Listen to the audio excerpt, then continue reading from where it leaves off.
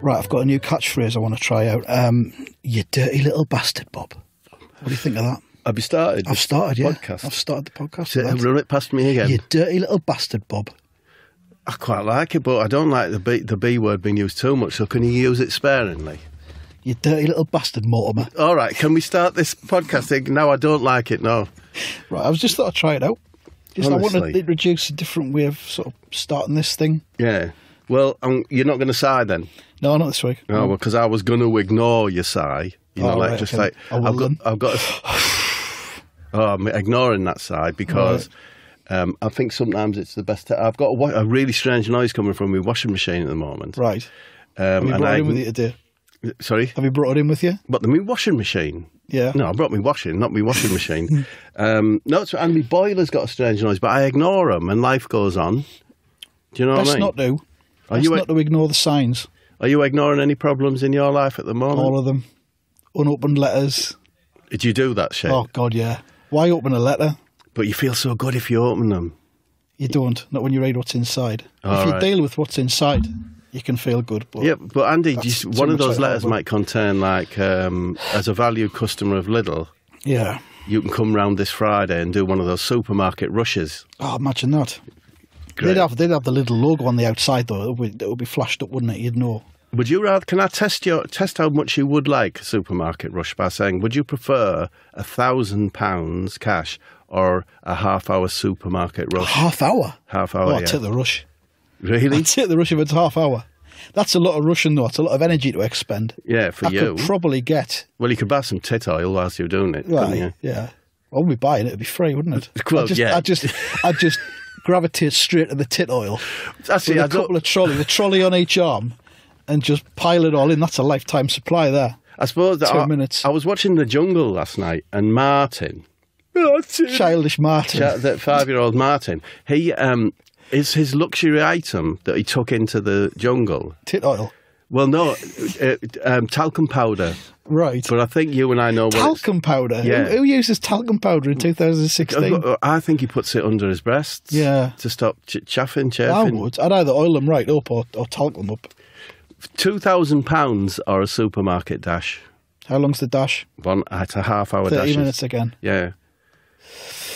That's on the cusp, that, and that's on difficult. the cusp. You know what? I'd probably take the money, but I'd spend it all in Lidl. Right. Have you seen the duck? The duck and pancakes.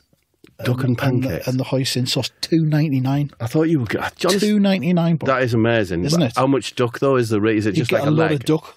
Yeah? You get a lot of duck. You get Big chunk of duck. Do you get the cucumber and the spring onions Yep. with it? You do? Yep. You're kidding me on I'm Andy. not. This is at Lidl? Yep. Shit, man. $2.99. It's Lobster Saturday there tomorrow as well. You know, we've got Black Friday today. It's Lobster Saturday. They've been tweeting about it earlier on. So what are you going to get? Have lobster parnaboo or Do something? you know how much the lobsters are, Bob? Right, you're going to tell me then sixpence or something. $2.99. Well, what is it? A lobster or is it just a fat worm that they've cooked? Do you know what I mean?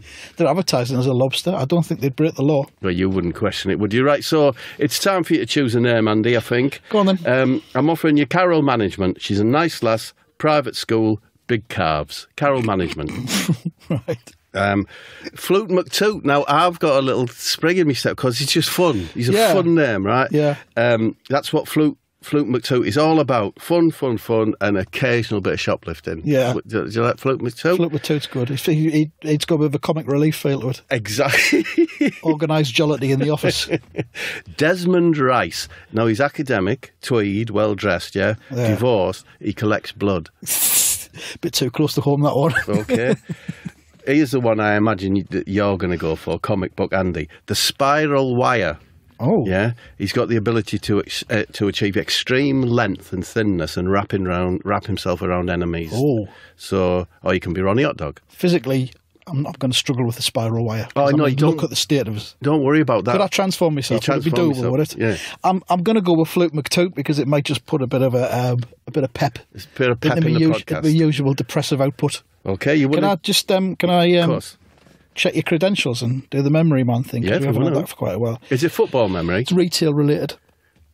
Excuse me, at what point? 1980s retail. What? All right, I'll have a go at 1980s retail. You see, perked up there, didn't you? So I need to set myself up first, Andy. Say, yes, I know everything there is to know about 1980s retail. Well, we'll see about that. Hit me. Here we go. Do you remember what was on page 215 of the 1986 Christmas Argos catalogue? Page 215.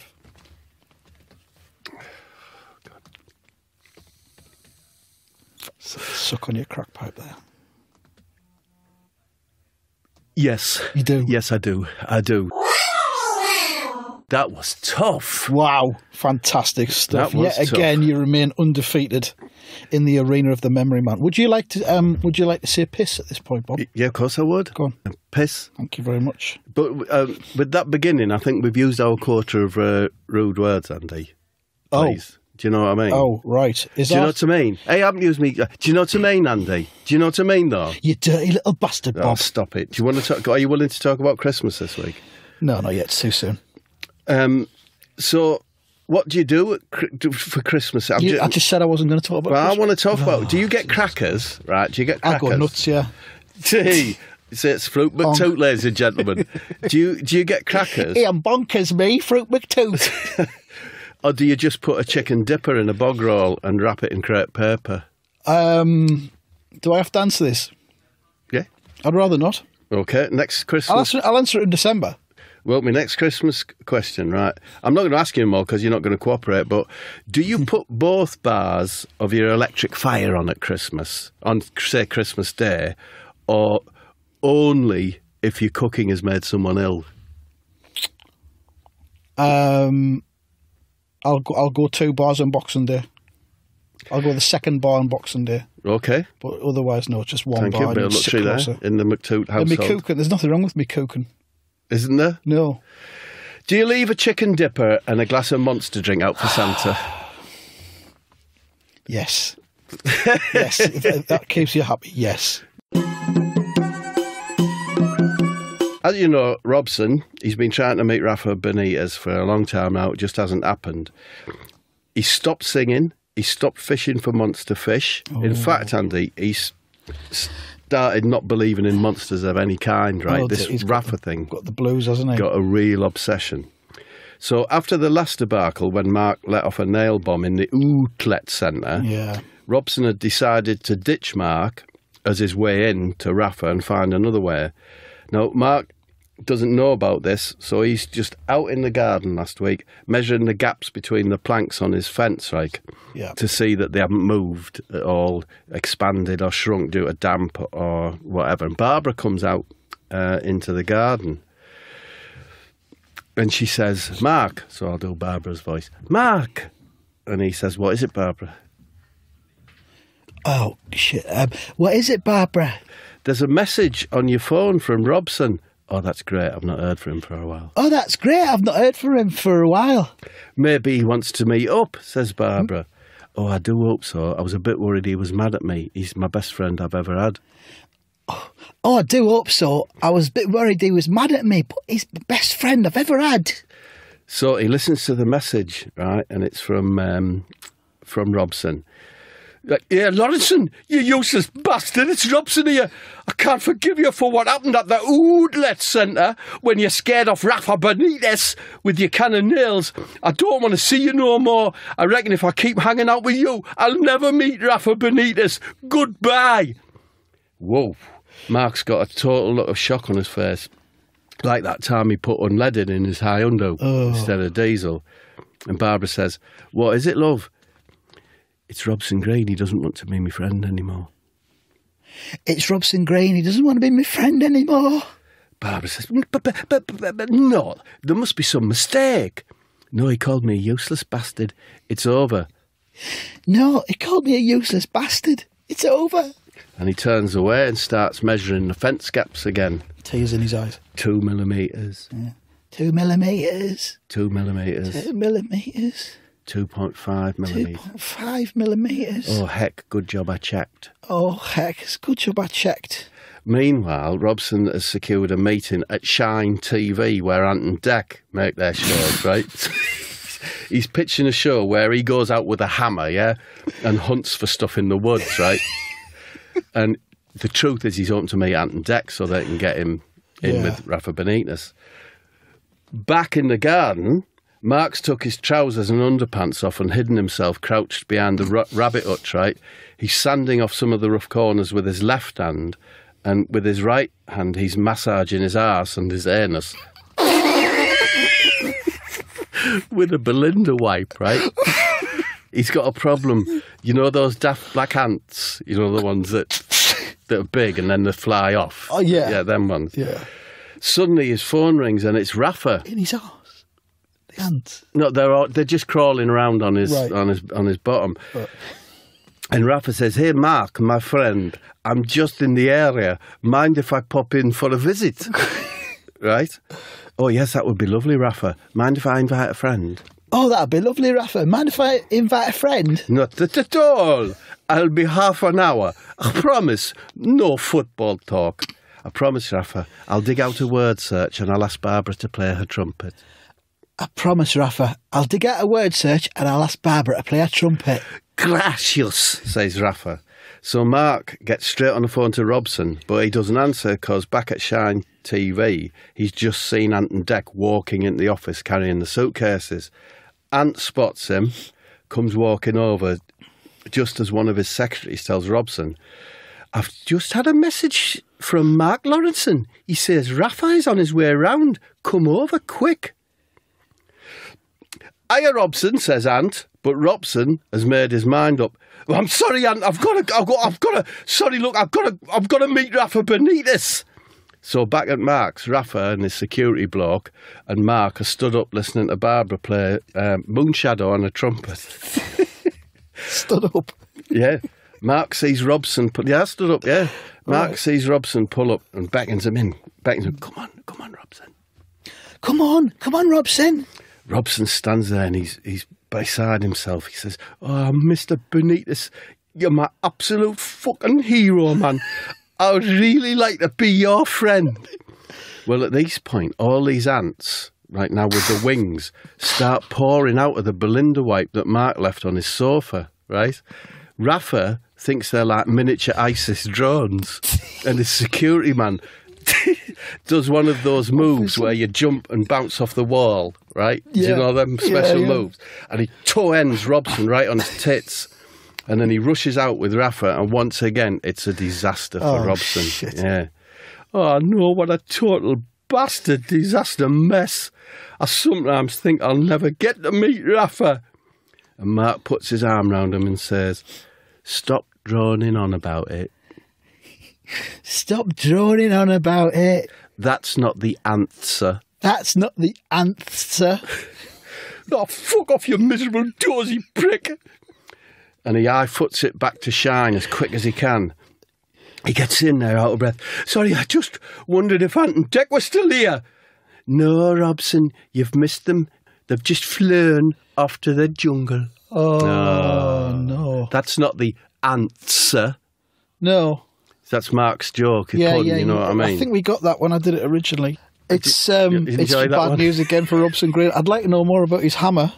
Yeah, it's a show he wants to do. In the woods. I mean, I imagine he attacks, I suppose, squirrel, deer and stuff, smacks them with his hammer. Wood crabs. Yeah, them. I mean, they're everywhere, aren't they? He probably throws his hammer at them. Yeah. So what have you got for us, Andy? I thought at this point I could do a little yes-no game with you, because I know you enjoy... Well, I never said I enjoy them, but go on. Gauging things according to yes or no. Here we go. Yes or no, Bob? 5 cats. Yes. 3 dogs. No. 5 dogs. No. 3 cats. Yes. Both of Kim Jong-un's knackers. I'm sorry, Andy. I knew that would come in. It would be his knacker sack. Knacker sack. Yes or no? No. Right, okay, 1 out of 5. Only 1 out of 5. Just 1 out of 5. I reckon it was the 3 cats. We'll never know, will we? Can we pop across to our correspondent, the Secret Soccer Superstar? Love to. What's he on about this week? He's on about trying to get a transfer, putting in a transfer request. Okay, let's have a listen. So here we go. It's not easy getting a transfer, which is probably a good thing. Back when I was a top player, you had to write out an essay giving all the reasons why you wanted to leave the club. and you had to have 4 good reasons. You couldn't just put, I don't like the strip we're playing, or the goalkeeper stinks of fags. They don't count those as good reasons. Then you had to do a drawing of yourself playing football but with a sad expression on your face and submit it to the chairman. And you had to draw it yourself too.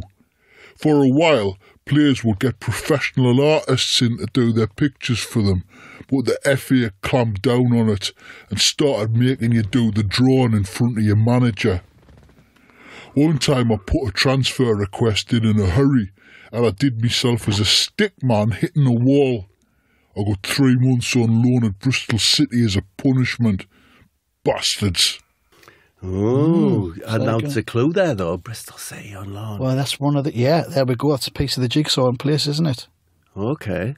Unless... Newcastle and a period at loan. Who said Newcastle? When did he say Newcastle? Oh, I'm making an assumption there, He's aren't just I? got that accent. I think it's a northeast accent, is it? Yeah, it is. No, I think it is, yeah.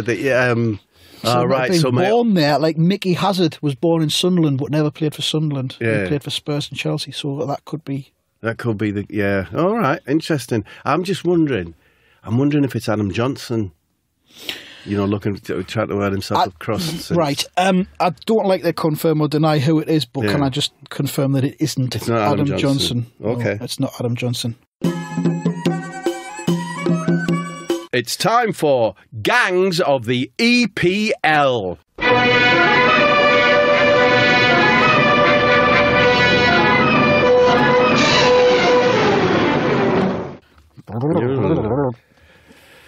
Right, well, I promised I'd tell you about Harry Kane getting sent home from the England camp last week. Yeah. Now, all the players were staying at that posh hotel at St George's near Burton-on-Trent, where they get beer water You've from. been there, have you? To the posh hotel? Yeah. No, I've been Burton-on-Trent. That's less of an impressive answer, really. Yeah, away match in the League Cup. We won 2-1 or 1-0 or 2-0, I can't remember. God, I asked. Anyway, Harry Kane's he's in a room next to Eric Dyer. Get their own rooms now, Does he not share anymore? No, don't share anymore. That's a bad thing, I think. But of course, the White Harts gang are 3 down, 2 down, aren't they? No, they're 3 down, of course, because Debbie didn't get in the squad. Yep. He's injured, and you haven't got Vertonghen or Toby. They're not there. But luckily for them, for their peace of mind, Theo Walcott's the only Arsenal player there. Right. So Harry, to be honest with you, he wants to have it out with him, wants to confront him whilst he's on his own. I mean, it's a bit of a shit house, but that's the way it is, you know what I mean? So at dinner that night, they follow Theo into the toilets, and they burst in, and Theo's just stood there staring at himself in the mirror. Harry says, "If you stare at that mirror much longer, Theo Walcott, it will crack because you're so stupid, looking like..." Yeah. So Theo turns round. Yeah. He says, if it isn't Mr. Chinny and his sidekick Eric, what have you come in here for? Kissing a cuddle in the cubicles.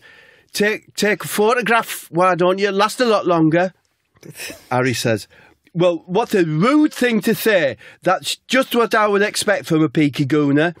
But there is only one of you, so you had better watch out." Theo says, "So why are you going to do? You're going to chin me to death?"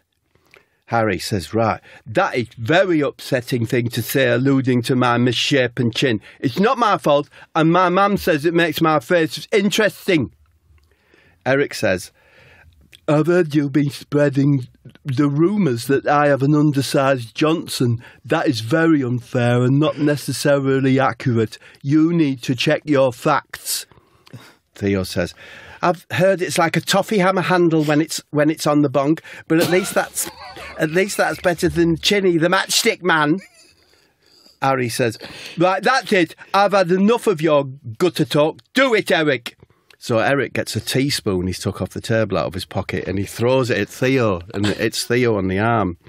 Harry says, "Ha, not so cocky now, and you don't have your mates to help you. Do you give in?" Theo says, "No, I don't. It didn't even hurt that much. It just sort of glanced off." And then Theo puts his hand in the sink and scoops up some water, right, and throws it at him. Take that, White Hart. That is unclean water. I've washed my hands in it. I bet that's not very nice. Harry said, no, it's not very nice at all and a bit distressing. Let's get him, Eric. And they start to move towards Theo, right? So just at that moment, a cubicle opens and out comes Jack Wiltshire in his Peaky Gooners gear. He stubs out a cigarette on the floor and he says, if you want to fight Theo, then you have to get past me first. And I am not even joking. I swear, don't even think about it. I'm a little power pack. Because you'll remember... he had his deal with James Arthur that he had to work for the Peakies even though he's at Bournemouth. Yeah. Do you remember that? Yeah. And of course, Jack's in the squad. Stay out of this, Jack. Your arse is far too bulky for fighting, and I am very surprised at you smoking when you know the damage it can cause to your body. Jack says, I wasn't even smoking, I swear. Someone left it in there. I was just putting it out. Well, I'm not fighting both of you. Our gripe is with Walcott. We will just have to wait till you have gone to your room to phone your mum or something like that. This point, another cubicle opens and out comes Wade Rooney, right?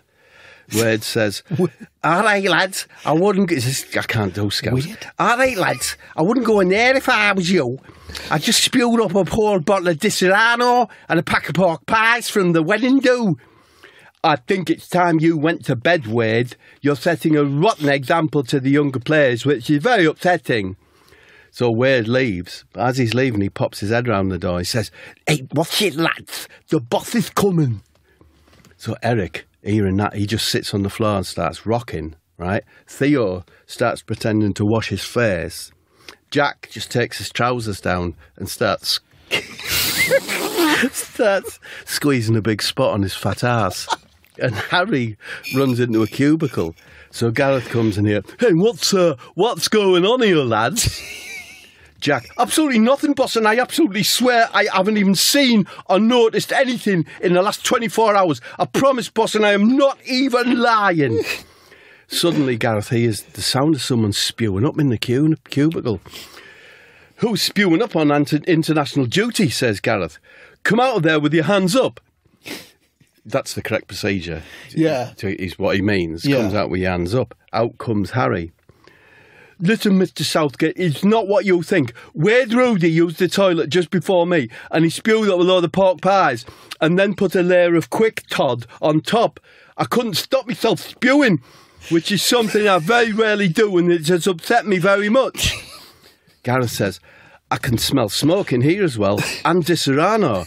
I didn't expect this of you, Harry, and trying to blame Wade Rooney, who's a model professional. I want you out of this squad immediately. I'll have a car ready for you in 10 minutes. Oh. Turns to Theo. Hey, Theo, you can have his place against Spain, and it's nice to see you keeping your face clean. Facial hygiene is very important to me. Right, Gareth leaves.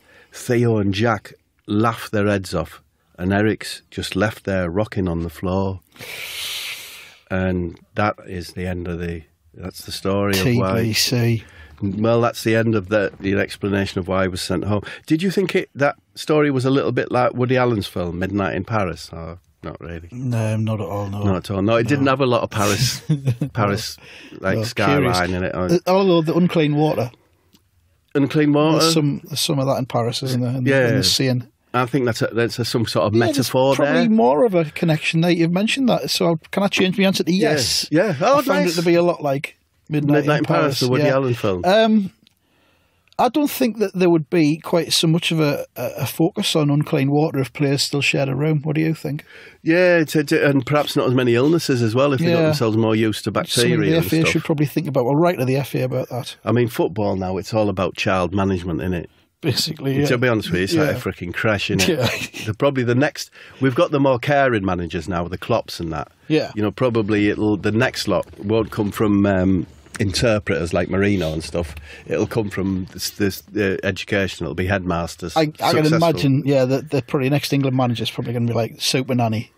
Yeah. Or someone like that. Or someone who's turned around the worst academy school in Britain. Yeah. He'll get the job. Or Channel 4 like documentary sort of thing. Footballers in the Wild, we've had a few more of those in from people that follow us on Twitter. Tommy in Isleworth says, I saw Neil Warnock behind the decks at an Essex warehouse party spinning grooves under his pseudonym DJ Evil Horse. Neil Warnock. Neil Warnock. Nice. Fat Deal from London says, I saw Bakary Sakho redeeming a balloon voucher as given to him by his teammates for his birthday. Nice. Doesn't say where that was, though, so I think I might have made that up. And Sheila in Wolverhampton says, I just saw Saido Berahino wandering around Birmingham city centre wearing a muscle vest and shouting, "Big boy coming through," out of a microphone. What's happened to Berahino? Well, he's just doing that, isn't he? He's just wandering around Birmingham in a muscle vest, shouting stuff. Yeah. So yeah, if you've got any more sightings of footballers in the wild, get in touch with us and we'll ignore them and then make some up ourselves. I just wanted to explain why I was slightly late this morning, because I kept you waiting before I got here because I came down from Sunderland this morning. I just assumed it was because of your slow waddle. You hadn't allowed enough time. But... Well, I usually factor that in. Oh, right. I got up at 3:30. Waddle factor. Yeah. But I came down on the early train and I got off at King's Cross. Right. Waddled across to St Pancras. Right. Because the toilets are free in there, but they're not free in King's Cross. So I went in for a Borthwick. Oh, what's a Borthwick? A Borthwick. No, Are you not familiar with a Borthwick? No. It's like the opposite of the Chadwick. It's the first. Your first piss of the day, the Borthwick. Yeah. So it was quite early. I was the only one in there. And guess who was mopping the floor? Allardyce. No. I'll give you a clue. What? His voice went, "Seen you." That is Jeremy Corbyn. Jeremy Corbyn mopping the floors in St Pancras, doing a bit of volunteer work. Or so I thought. Right. So, seen you on the CCTV in here numerous times. No questions. I says, what are you doing? What are you doing in here? Mopping the floor. He says, "I'm undercover. Shut your face, laddie." I says, "Are you by yourself then? Where's Billy Bragg?" "He's gone for a shit." Right. Now, this is a bit weird because last time I encountered them, they were setting up some kind of creative agency, him and Billy Bragg. Yes, they were, weren't they? They're going for the John Lewis They're going for the John Lewis account, so I don't know what they're doing in the bogs at St Pancras. So Billy Bragg kicks the bog door up and comes out and he says, "I'll give it 10 minutes if I were you, Jez. It's what I like to call an ideological shift." Right. So Corbyn says, "Tell him why we're here, Bill. Tell him."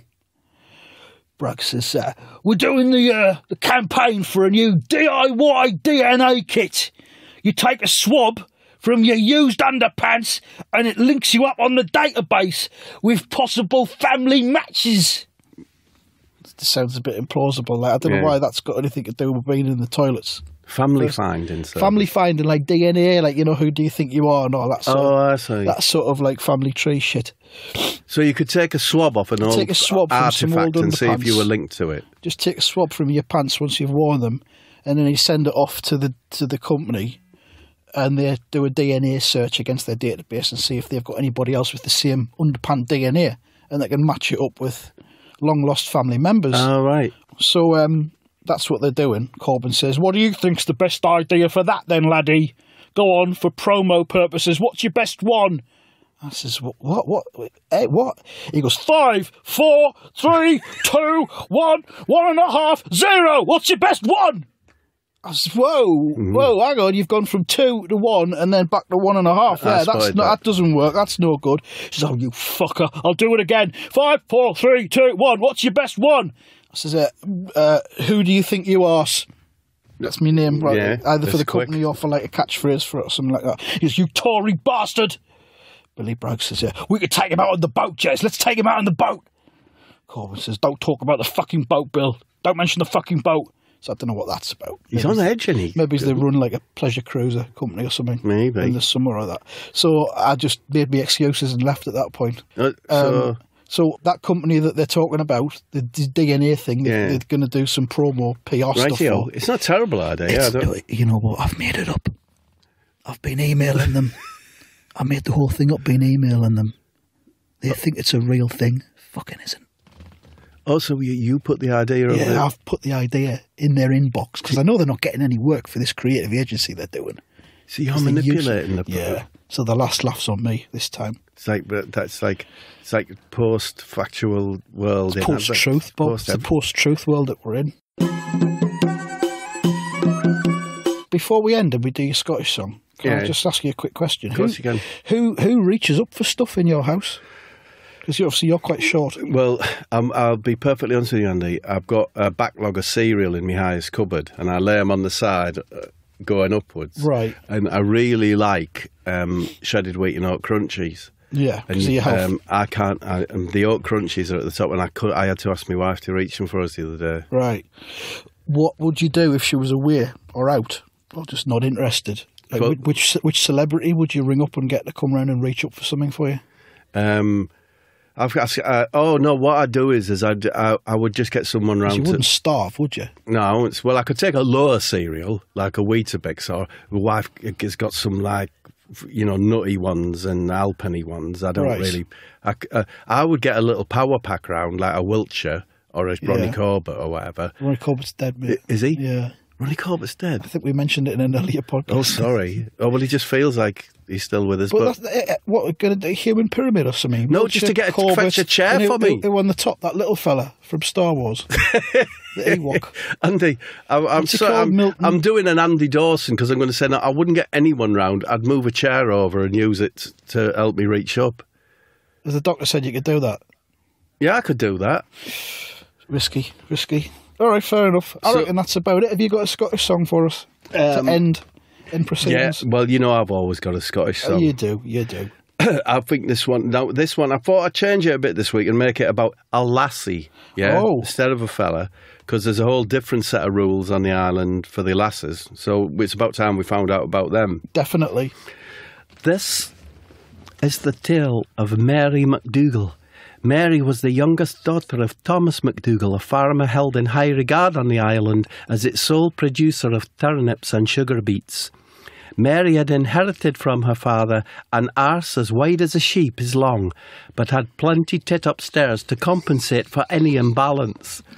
Her skin was ruddy and well-tempered, due to a weekly soak in a tub of turnip water, heated to lukewarm but no further.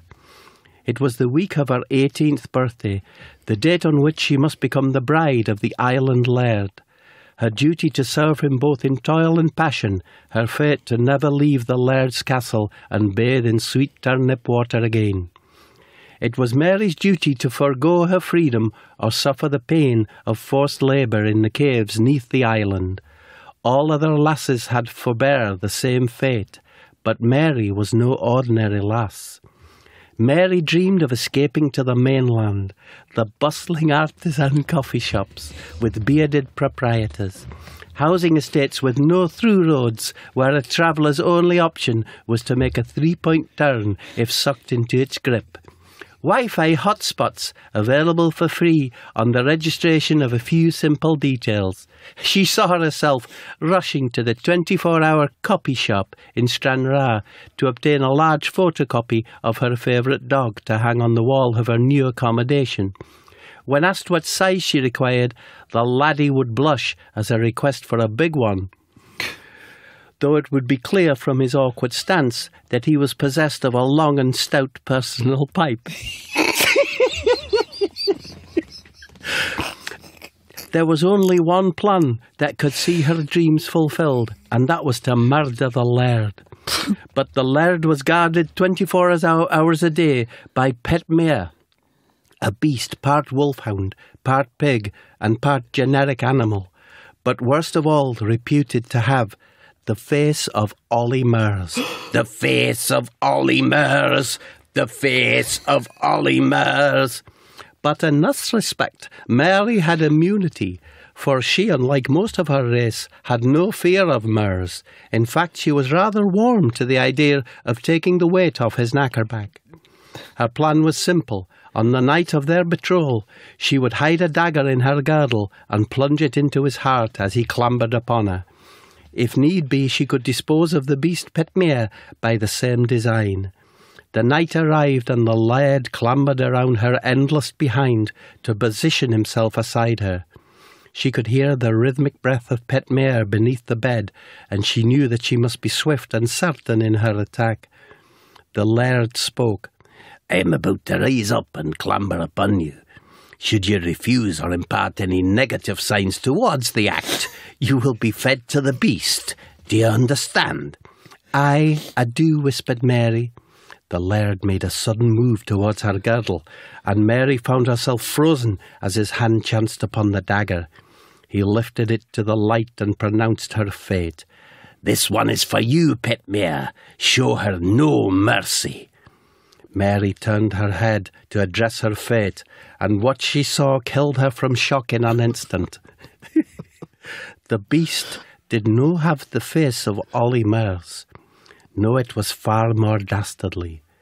It had the face of Honey G. The face of Honey G. The face of Honey G. So there you go. That's another bad fate for the. So the girls on the island, they have to, on their 18th birthday, obviously have to marry the laird and live in his castle. Yeah, but then she died. Yeah, everyone's dying on that island. Up to now. But I've heard rumours of an escape. I hope so, because they haven't had a lot of luck, have they? Okay then, Andy. Well, you'll need to waddle off into London. Yeah, well, my train's not for another 3.5 hours, but it's going to take me that long by the time I can drag me fat carcass through the streets. Yeah, I'm going to go back to my home. I've got 3 boxes of peanut brittle, American peanut brittle, right, to get through. And I've got quite a nice selection of cheeses, which I'm not allowed to eat, but I'm going to compensate by having a piece of cheese and then a statin, and then another piece of cheese and then a statin, and so on. It's no life, is it? Well, I hope that you enjoy your time whilst I'm on tour. Yeah, well, we might meet up at some point. Maybe while you're on the road, or we might hear from you. Yeah. If people are interested, that there's still a few tickets knocking about in some venues. That doesn't surprise me. No, well, it wouldn't surprise you, Andy. Especially down southwest. No, yeah. Portsmouth, Plymouth, Cornwall. Bournemouth. I think there's a couple of tickets left at Blackpool, but if anyone fancies going, it's worth a look. You would say that, wouldn't you? No, it's worth a look to see if you can get tickets. Oh, right. And then forget about it. Yeah, then say, did you know there was tickets available? Yeah. And I didn't fancy going myself because, I think it's 2016. I bet you look all the time so you can have a little smug smile on your face saying, they haven't sold that out then. Yeah. I haven't sold that out then. Well, I've bought lots of them, you see. Yeah, and you're just not... And I'm just not turning up, so there'll be rows of empty seats at the front at each of the shows. Yeah. Well, it suits me. I might turn up myself and just sit right front and centre and just sit with my arms folded and go, right, fucking impress me then, come on. No, you just shout, pardon, pardon, pardon. Yeah, so I'll see you there. See ya. Bye.